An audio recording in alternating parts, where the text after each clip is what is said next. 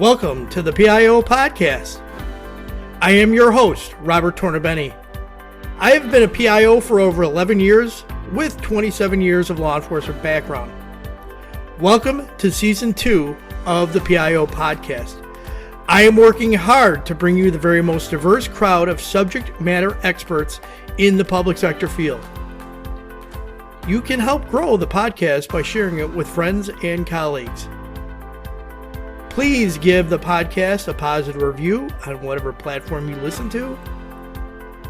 So sit back and enjoy our next episode. Good morning. Today on the PIO podcast, we have Yael Barter. She's a public information specialist, a social media expert, and has an amazing background in our field.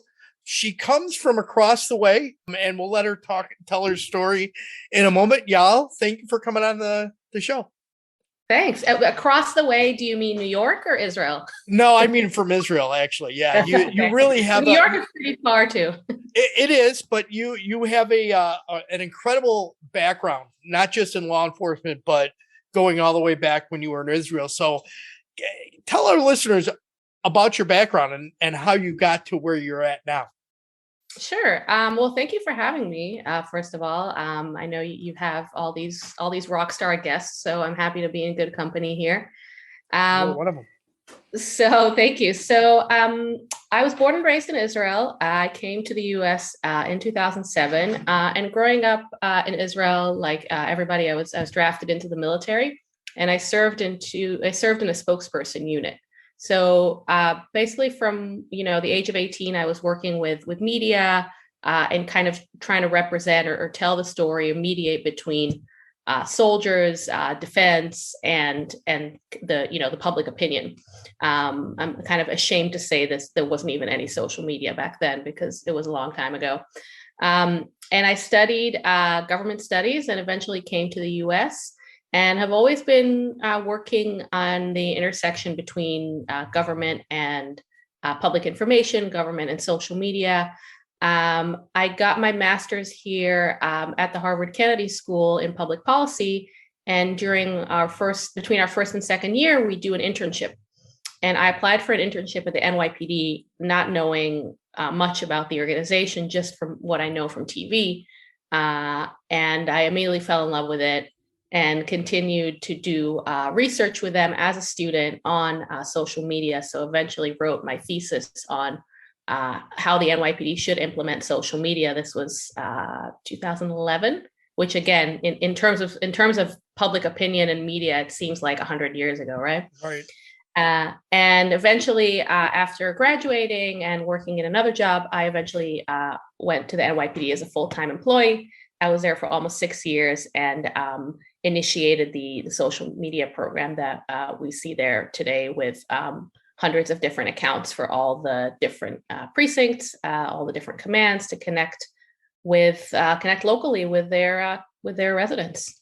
I got a question about that. So how were you able to sell to to the commissioner and his chiefs that you wanted to create hundreds of social media accounts for every precinct in the city? Yeah, it was tough. And I was really, really lucky because my commissioner that I worked for was Commissioner Bill Bratton, who was very open-minded and very kind of forward-thinking about these things, and really wanted to start using these tools. And I'll tell you even another thing. So before I started at NYPD, you may have heard of the My NYPD scandal, where the NYPD tweeted something and said, "Hey, send us photos of cops, you and police, and tag them My NYPD." And they immediately got bombarded and trolled with negative images of cops. And people always ask me about that, and I always have to say, like, that was before my time.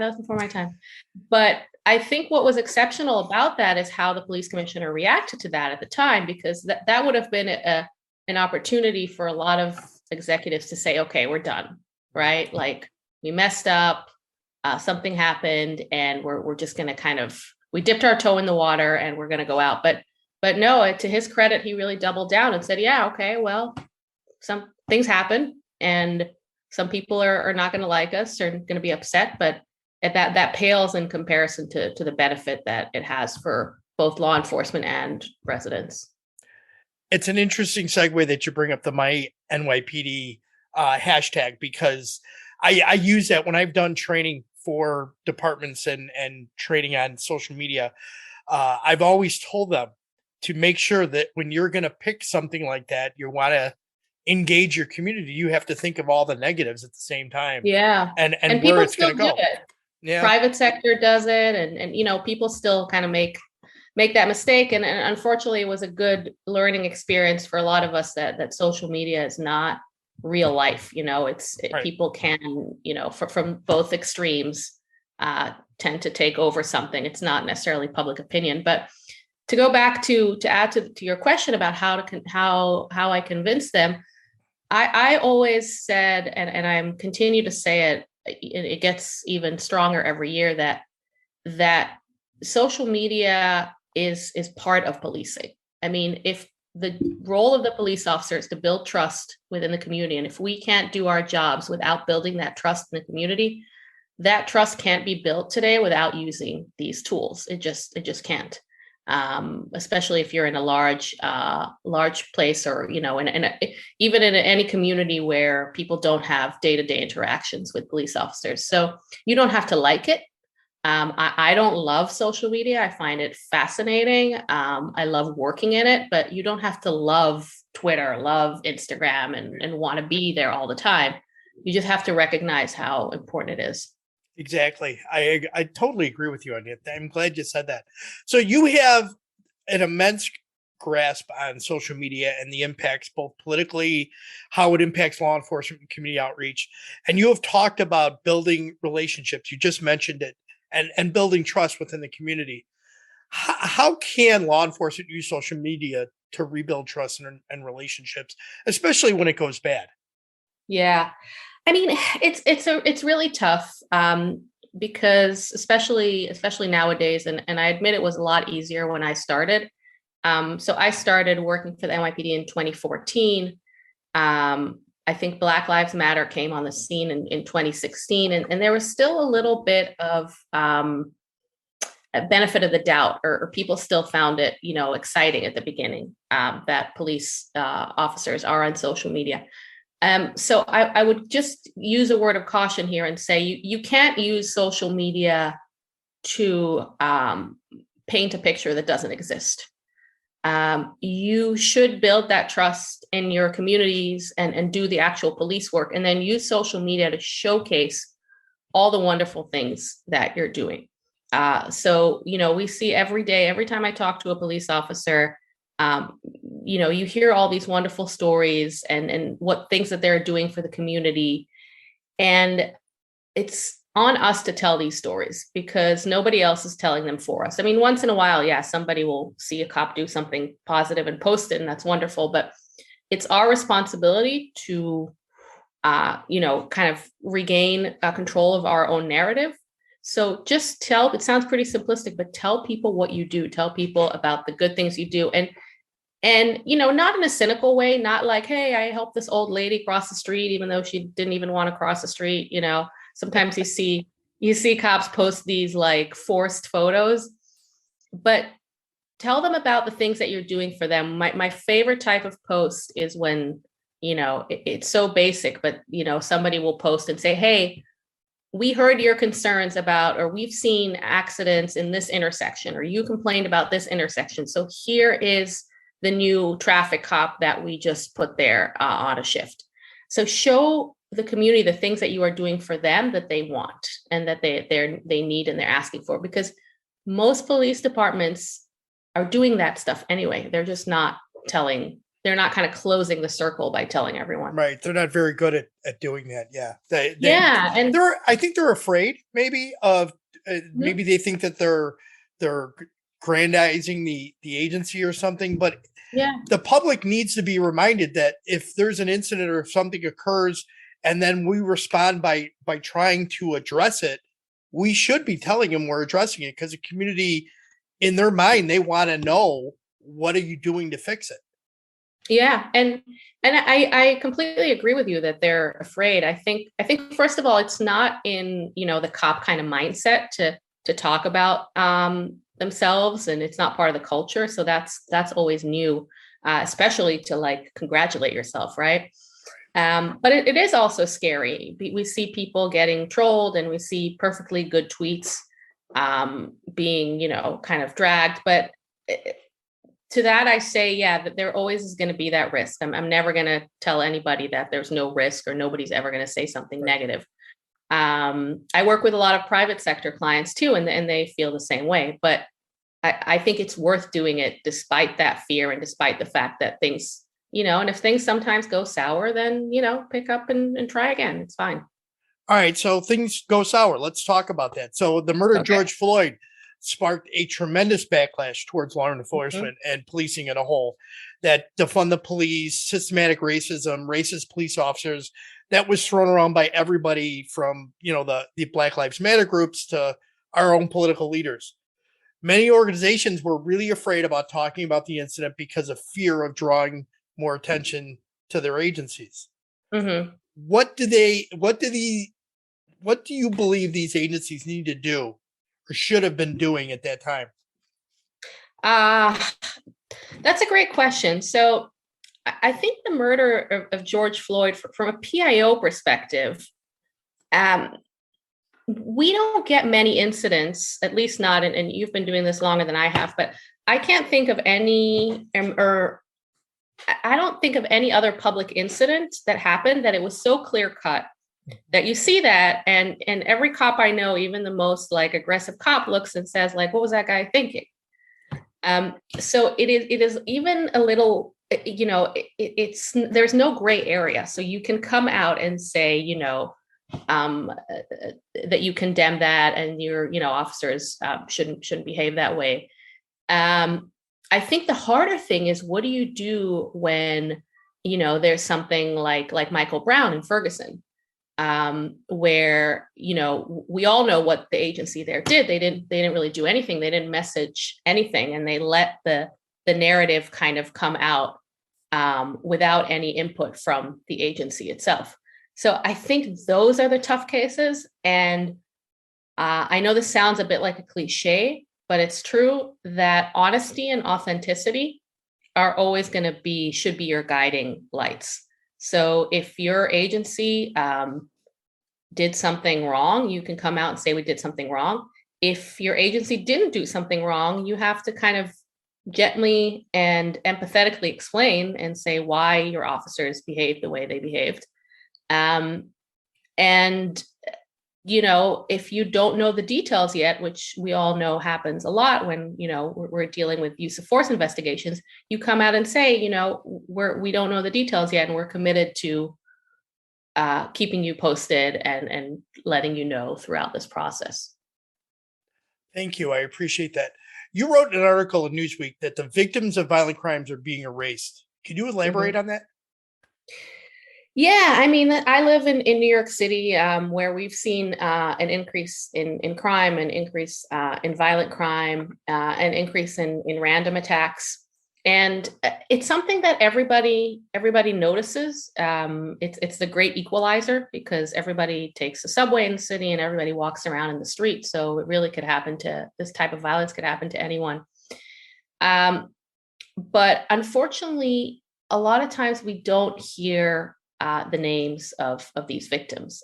We had 3 homeless people that were murdered by a serial killer a few weeks ago, which is a kind of unheard of, right? One, I think one in DC, or 2 in DC and 1 in New York, or I forget if it's the other way around. And these people's lives matter, right? So I was actually very happy to see New York Times profiled all the victims and told the story. But sometimes, when we hear 15 shot in Chicago over the weekend, or 3 killed in a gang shooting, those are somebody's kids. Even gang members are, they're children for the most part. And I, coming from a media background, of course, I understand that it's more sensational, more interesting, and more of public interest maybe when a police officer kills somebody. But I wish, just in terms of volume, we have so many victims of violent crime in this country that we gave them we gave them justice and honor too by telling their stories. Okay. It's funny that you bring up the 15 shot in the city of Chicago, things like that. That's literally, and people don't realize that that's literally a weekly thing. 15 or 20 shot, 4 or 5 killed little kids. We've had so many little kids that have been shot and killed by stray bullets. It's just, it is mind boggling. And I know the commissioner or the mayor was here from New York. He was here in Chicago visiting with our mayor and our chief of police or our superintendent. And I don't know. I think you guys are still doing things better than we are, because your homicide rate is not even close to what ours is. And we're not even, you're 9 million people, I think, in the city of New York, and we're 1.3. I mean, and our homicide rate is insanely high. So homicides in New York are very, very contained. There are very few random homicides that I know of. The one that I wrote about in that Newsweek article was seemingly random. It was a guy that walked into a Burger King and shot and killed a girl that worked there for $20 or something like that. But what we're seeing, we have violent crime and gun crime, but we're also seeing an increase in homelessness, an increase in open drug use, in mental illness. And a lot of the disorder is driven by drug use and mental illness. And that's a national problem. That's a problem that I don't really see anybody grasping. It's much easier to go out, and I'm sorry to be controversial, but no, not at all. It's much easier to go out and hold up a sign and say stop Asian hate or stop anti-Semitism when there's a random attack. But it's much harder to go to the root of the problem, which a lot of times is mental illness and drug addiction. Well, it's not somebody, absolutely being influenced by politics. And let's talk about that, because that impacts law enforcement right now, and under the defund the whole police thing, where some of these shootings that officers have been involved in, let's face it, they've responded to mental health issues, so mental crises and breakdowns, and their response, maybe they weren't properly trained in how to de-escalate or whatever that cause may have been for that incident to unfold negatively for the agency.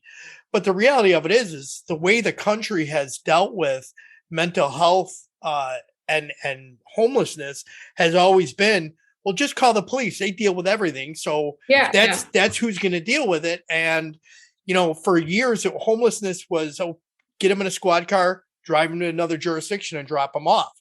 It was not to try and get them skills and housing and trying to get them back into some kind of stable lifestyle.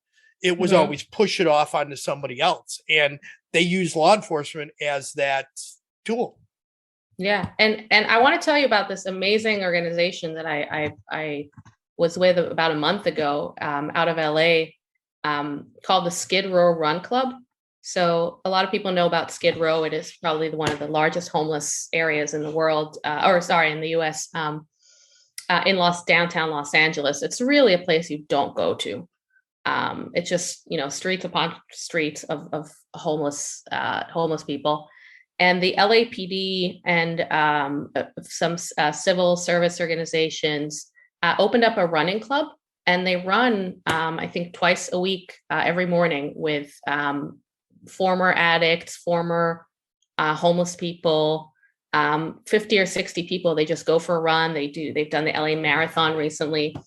It's just an incredible organization. And the reason I bring it up is because I went there about a month ago when I was in LA, and I ran with one of the former the former residents of Skid Row. He was a meth addict and homeless and violent, and now he's clean and has a job.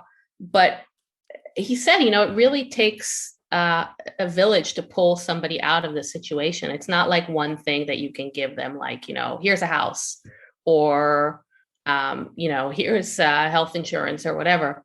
It's a really, really big problem, and it can't be solved with Band-Aid solutions.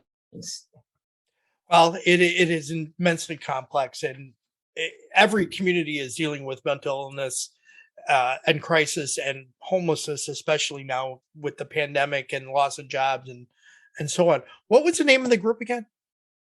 Skid Row Run Club. Okay, I want to make sure. Definitely look them up. They're on Twitter. And also there's I know I was trying to decide what book to recommend, but there's one book that I really love called The Least of Us that I think every police officer needs to read. And it is about opioids and meth, but it tells the stories of kind of puts real human faces on these stories, and just talks about how basically, not to give away the the ending, but the plot, but how meth has become like 100 times more potent and 100 times cheaper. Yeah. And more violent, and more, it causes people, it's not fun anymore to do these drugs. They just cause people to be aggressive. And, all they want to do is be in these encampments, in tents, and do the drugs. And it's, it's ridiculous not to recognize this drug problem, and instead, talk about, people like to talk about COVID and housing and this and that. But at the end of the day, it's drugs and mental illness. Thank you for that. And I'll make sure I add that into the notes, as well as the Skid Row Run Club. Yeah, it's a great book. Excellent. All right. So you were quoted in an Adobe blog article, Social Media and Bridging the Gap Between Government and Communities in the Age of COVID-19. You stated, being responsive is critical in a time when many services are suspended and people can't communicate in person with public agencies. So my question is what should law enforcement agencies do differently through social media? So a lot of law enforcement agencies don't really take the opportunity to engage with people. My friend, Chief Chris Shung, who I think always says, social media is a telephone. It's not a megaphone. Yep. So if people are talking to you, and if people are asking questions, you should, of course, we can't commit to being there 24/7 answering Twitter and Instagram messages, but we should make an effort to do that. Not just for the sake of the person who's asking the question, but also for everybody else who might be interested in the answer. And I take engagement a step further too, because I think police departments should be proactively engaging, which means know what your community is talking about and speak to that. So every police officer can wake them up in the middle of the night and say, what's the one thing everybody in your community is talking about? And they'll immediately tell you, right? They'll be like, oh, double parked cars, or homelessness, or noise complaints. There's always like those things that everybody in the community is talking about. So proactively engage, speak to those things that people are talking about. I give an example in my training of an incident that happened in Manhattan where somebody got harassed by I guess like somebody who was mentally unstable. And for the police department, it wasn't a big deal, right? Because there was no arrest, there was no crime committed, just somebody jumped out of the bushes and scared somebody.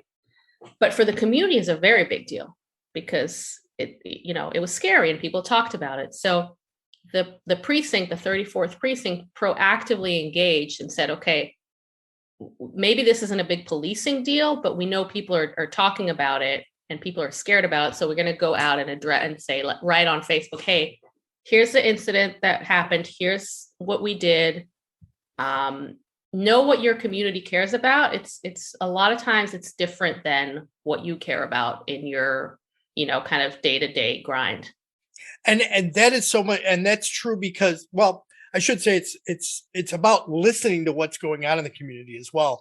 Yeah. I know a lot of agencies, they put their social media out there and they never look to other platforms. So they have their platform that they have, but they don't go and look and every community in the country has this, what's happening in Greenwich Village or what's happening in in the Valley or wherever your community's at, they all exist in Facebook groups or Yeah. the Oh, next I'm a door. big And fan. Yeah. if you don't listen to those, if you don't read, at least purview them to see what the complaints are, Yeah.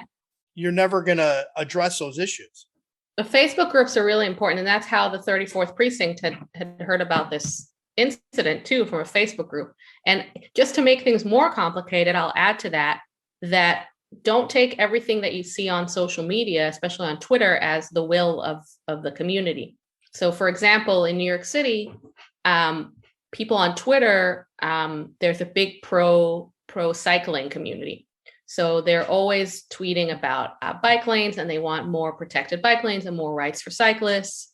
That if you only look at social media, you can get the impression that that's what everybody wants. But then when you go to a community council meeting, you get a lot of people complaining about delivery drivers not stopping at red lights, and people, cycling kind of recklessly, and they want enforcement.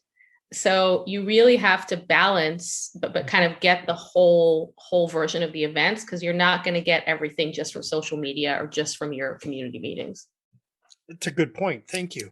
All right, so let's switch gears. Let's talk about crisis communications and emergency situations from the standpoint of social media.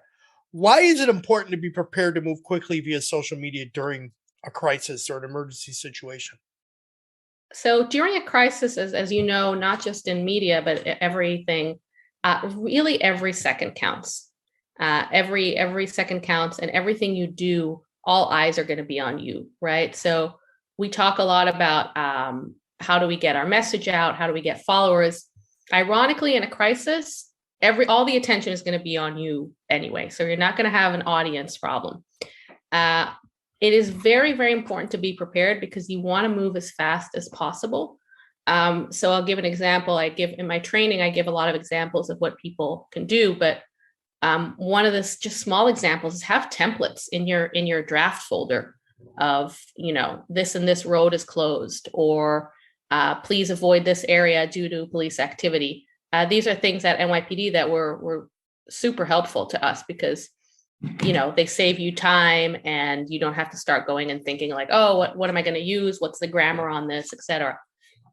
It's very important, because if you wait until it's too late, and too late could be sometimes a matter of, a few minutes, the story is just going to take its shape without your input. Thank you. Where do you think people look first in a crisis situation, and why do you think that? Where do people look first? That's a great question. I think I look at Twitter, and I think Twitter is where journalists look too. So it's going to drive a lot of the initial reporting when there's a crisis. So it wasn't uncommon at NYPD for us to be in the middle of, like, let's say, a suspicious package. And to watch, from the office, see like the TV and see one of our tweets up there, because, I think the media goes to Twitter for, people aren't going to go to like NYPD website or something like that. Right. They're going to go to social media, and they're going to see what people are talking about, because it's kind of in the moment. Right. Right. I think police a lot of times want to, and it's a very common, I think it's very understandable that cops want to wait till they have all the facts, right? And we definitely don't want to give people information that's wrong, but we also can come out and say, hey, we're addressing this, we're aware of it. Here are some preliminary details, if we can, but at the very least, come out with, you want to come out with something. You can't wait until you have everything perfectly fitted in a press release. I agree. Thank you for clarifying that. All right. So what can agencies do with limited resources and manpower to prepare and manage a crisis? So these are the smaller agencies that maybe have somebody that's serving as a PIO or a social media person in a part-time capacity. Mm-hmm. Yeah. And I know people sometimes would come to me and say, oh, you're NYPD, you have a huge team and a lot of money, which none of that was true in our case. And also for a very long time, that we didn't really have a social media office or unit. But I think there's a lot you can do. Sometimes even in smaller agencies, it could be easier because the lines of communications might be more open. I think you should invest in really good training for you, but also maybe your executives, people who don't necessarily know social media. It's not their job, but you want them to be engaged. You want them to know what to look out for and what's important. And you want to kind of constantly be mobile. So be able to, be plugged into anything that's going on, build relationships with the people around you. So let's say there's an incident with the fire department or something that you need, like the sanitation, don't wait till for a crisis to start building these relationships. These are all things people can do in small departments as well. And have a good phone with a good camera. Oh, that's so true. I remember when I first got into being a PIO, they're like, "Oh, you don't really need a phone." I'm like, Yeah. "Really? I need a phone." Well, NYPD didn't have emails for officers until 2016, I think, or 2017. Oh, wow. But only some officers. But invest in a good phone, and sometimes the most viral photos and videos are not the produced ones. They're the ones that hey, I caught this on my phone. And some of the best posts that you're going to have too are going to come from other officers. So if you're a PIO, don't wait for a cop to come to you and present this wonderful story to you, right? Tell people, remind them, hey, we're looking for stories. Tell us what happened. Tell us about something really cool that your partner did. Because maybe you're not going to come to the PIO and be like, hey, I did something great. But you might come to the PIO and say your partner did something great. Right. And it's not about making you look good as a cop. It's about making the entire department look good. And I'll be even a little more dramatic here. It's about making the entire profession look good. Because just like when we see a cop do something bad in Wisconsin or Minnesota or whatever, and it reflects poorly on everyone. Same thing when there's a story of a cop doing something good or good police work. It's good for the entire profession that could definitely deserve a break. So get your cops, get other people to send you stuff. One of my favorite digital communication officers in New York, who was doing social media for one of the precincts, he posted, I think on Veterans Day, all these wonderful photos of cops that are veterans. And I called him and said, how did you get them to send you these photos? And he said, I told them that if they're not sending me photos, I'm just going to go to their Facebook pages and pick whatever photos I want. So that's also a way to do it. Yep. No, that works. Hey, I agree. That works. I go back to a story when I was in my first law enforcement agency that I was a PIO in. We had an officer that gave his shoes to a homeless man because the homeless man had ripped the sole off of his shoe. So he had given his issued work boots to the homeless person. And I had an officer that had the forthright that was there with it to videotape and take a photo of the whole thing unfolding. And he sends me a text and he says, I'm sending you something. This is gold. And within 3 hours, I had CBS News calling me wanting to use it on the Good Morning Show for the National Good Morning Show. And it was on. And this guy, but then of course, here's the negative side. I have a politician that calls and says, from the community, and he says, we paid for those shoes. I said, wait, I go, we're going to discipline a guy for doing a good deed. And we're going to argue over a $80 or $90 pair of boots. Sometimes you can't win, but the more positivity you get, the more people are going to kind of come out of the woodworks and complain. And I think I've seen it all. There's always going to be somebody. Sometimes it's a politician. Sometimes it's a retired cop, right? Like retired cops might say like, oh, back in my day, you wouldn't, you wouldn't be caught off post or something like that. So there's always the negativity is always going to be there. I think it's just important to do these things and put the good stuff out there and just expect the negativity as part of the game. Right, right. I think we kind of answered this question already, but what does the community expect from the agency during a critical incident or a crisis? Information. You're in a very unique spot during a crisis because you're probably the one with the information. So even if people are around you taking photos and videos and saying what happened, the word of the police department still carries more weight. So for example, if people are saying, we've had this happen a few times in New York where people would all of a sudden freak out and say like, oh, there's a shooting, and everybody would tweet, and then the police department would come up and say there's no shooting, or that was fireworks, like that, then your word is kind of ends that conversation. I think they expect information. They expect information to be easy to consume.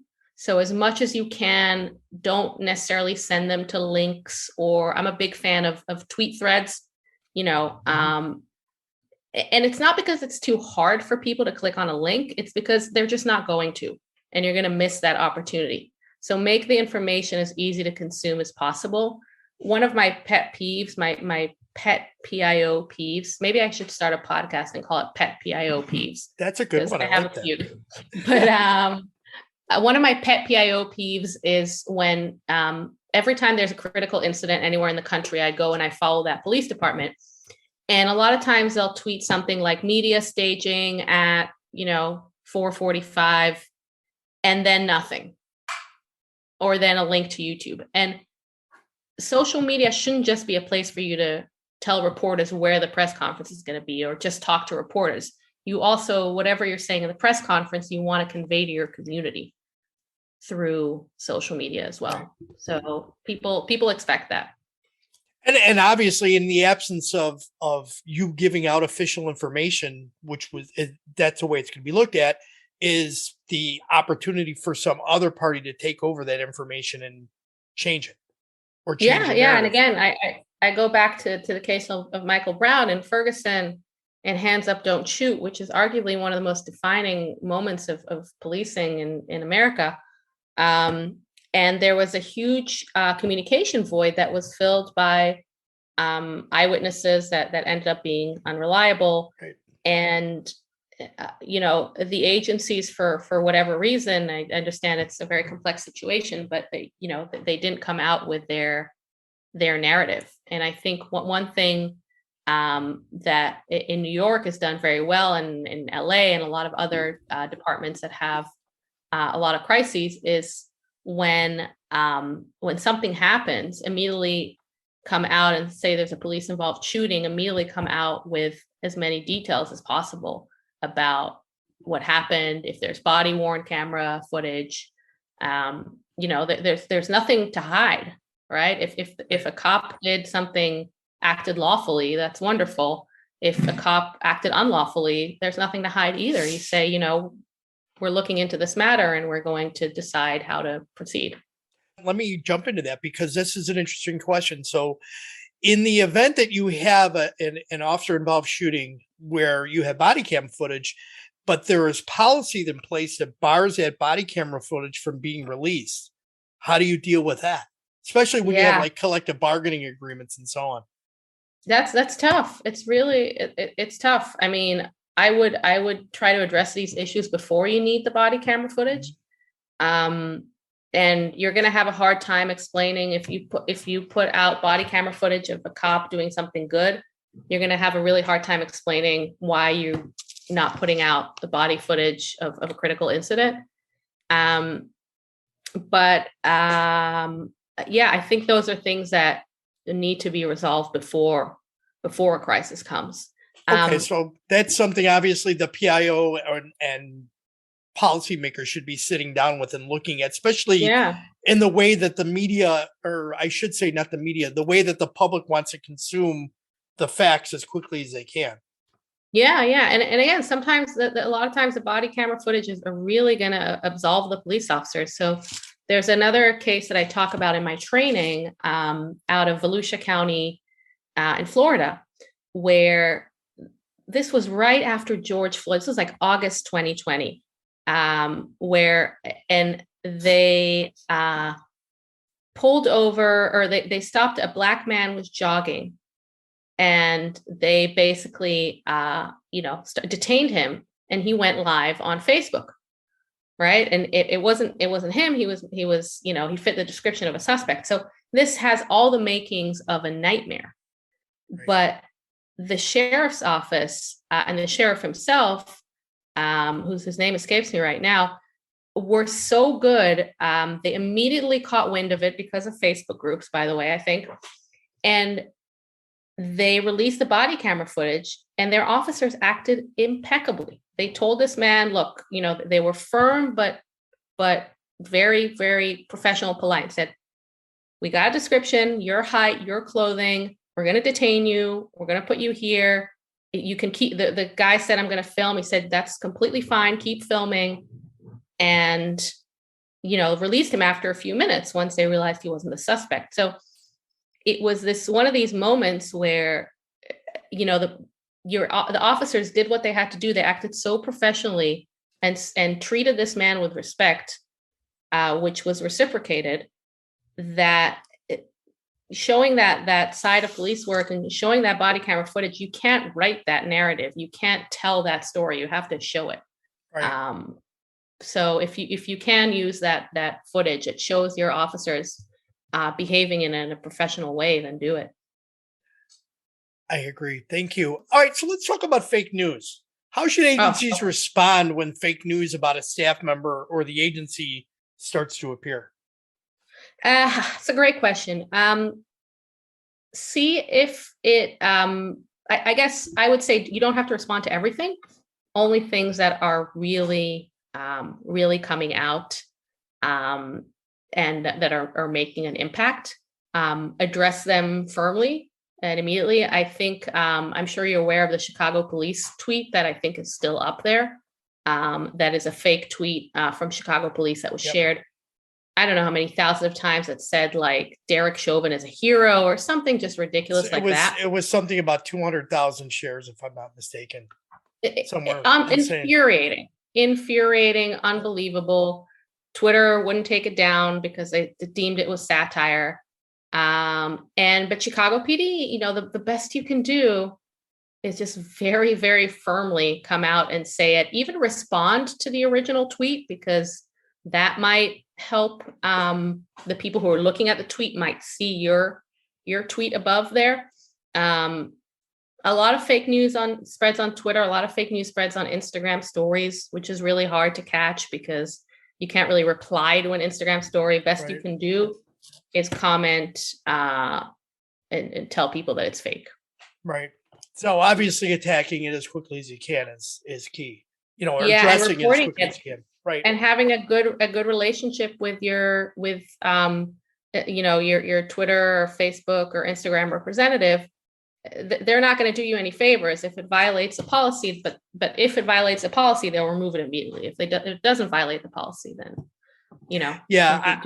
I still don't understand how the Twitter post that was put out allegedly by CPD was not looked at as fraudulent and fake, because I mean, I know the guy. Dangerous. I think it's dangerous. It is. It's insightful. It definitely is. And disappointing. Even when CPD showed that the font was different than the font that Twitter uses, and Anthony Guglielmi, who was the head of communications for CPD at the time, they went after this wholeheartedly. And as they should. Yeah. It was very disappointing. I think they deemed it satire. Twitter has made a lot of mistakes, still making a lot of mistakes in how they characterize what's harmful and what's not. But I mean, to their credit, we're all learning this as we go along, right? I think they made a mistake in this case, but everybody is trying to figure out, how to differentiate truth and fact and fiction. Right. So it's a difficult task. I don't envy them. It is. And this platform, let's face it, I want to say it's got to be about 12, 13 years now old, 14 years old, maybe somewhere around there. Maybe. So, I 2000. mean, it's only really blown up in the last, I want to say the last 5-6 years. It's really gotten so much more Yeah. attention. Jack Dorsey, when he founded Twitter, Mark Zuckerberg, when he founded Facebook, never signed up to be the arbiters of truth, right? And that's really what it's come down to. So Right. I don't envy them for those positions. Right. It's tough, but and maybe like a little more philosophical. I think I'm more interested in how people perceive truth than how platforms decide. I'd be more interested in working on people seeing something like that from Chicago PD and knowing immediately that it's fake than Twitter protecting me from, or Twitter telling me what's fake and what's true. Right. I agree completely. All right. So let's change this up. We're going to some rapid fire questions here. Okay. What do you do to relax? What do I do to relax? I run, I walk around Central Park. I love to read, listen to podcasts, cook, regular things. Excellent. Chocolate or vanilla? Ice cream, vanilla, everything else chocolate. What is you've already given your must book your I can give it. I can give another one. I have another one, good one that I think officers should read. And some of my PIO friends are rolling their eyes because I've sent them this book and made them read it. But I really recommend this book called The Revolt of the Public. It's by Martin Gurri, Gurri. And Martin Gurri was a CIA. Oh, look at that. That's amazing. I'm halfway through it. I've been reading it for a while. Yeah. Oh, wow. I'm so impressed. It is a big book. Don't be deterred by how big it is. But it is Martin Gurri is a CIA analyst, and he kind of almost like predicted everything we're going through right now. It's about loss of trust in institutions. And it sounds super heavy, I know, but it's very readable. It's all case studies. Yeah, it's excellent. It really is. And he's an analyst. He's not like a philosopher or academic, so he writes very accessible. Yes, I agree. If you could have coffee with a historic figure, who would you choose? Maybe David Ben-Gurion, who was the first prime minister of Israel, and okay. He also seems fun. He used to do like headstands and stuff. So, yeah. Favorite drink of choice? What, alcoholic or non-alcoholic? You pick it. Wow. Morning before 5 p.m. coffee. After 5 p.m. I don't know, maybe a good like Kentucky bourbon. Oh, excellent. My favorite, bourbon. What would be your superpower if you could get one? Teleporting, right? Because then I could go home to Israel and I could visit all my friends. Yeah, it's either flying or teleporting, one of the two. I think it's because we all want to go somewhere, right? Nobody wants to like change the weather or some of those silly like superpowers, like, climb buildings. Right. All right. So final thoughts, anything you'd like to add? No, thank you for this. This was really fun. Being a PIO, I think, is one of the most difficult jobs right now. Especially if you're wearing many hats, like I know a lot of PIOs are. But I want to remind people, and I remind people all the time, social media is not real life. The things that you read and see on it, it does not represent society. I think people face to face and in person are a lot more understanding and reasonable than they appear. And it seems like everybody hates the police. But that's just not the case. So make sure to kind of lift your head up from the computer from time to time and look around. I agree 100%. All right. So how could people best reach out to you if they want to connect or learn about what you do and the things you offer? Yeah, sure. So probably the best way is I have a website. It's just my name, yaelbartour.com, and you can contact me through there. I kind of live on Twitter. So my Twitter is YaelBT. Also on LinkedIn. I have a Facebook page for my consulting business, Yael Bartour Consulting. But I share a lot of my thoughts on Twitter. Obviously very interested in issues of law enforcement, but also free speech, cancel culture, the occasional, pop culture reference, and a lot of dog photos. So find me on Twitter. Did you put up a photo for National Puppy Day? I did not. No, I did not. But I'll tell you what I'm about to do after this interview. I foster service dogs, police service dogs that are in training, and they train in prisons with inmates, and then they go work for police departments. So I'm going to go pick up one of the puppies now. So maybe I'll post a belated National Puppy Day photo. Excellent. I love it. Yeah. Yael, thank you for coming on the show. We really appreciate that. And, this was a great get to have you on the show. So I really appreciate your time. Thanks for having me. We hope you enjoyed this episode. If you would like to contact the show, please email us at thepiopodcast@gmail.com. Be sure to subscribe to the podcast to get notified of the latest episode. If you are listening on a platform that allows reviews, please give us a review. We appreciate any review, good or bad. It helps us improve on each episode. Until next time, be safe.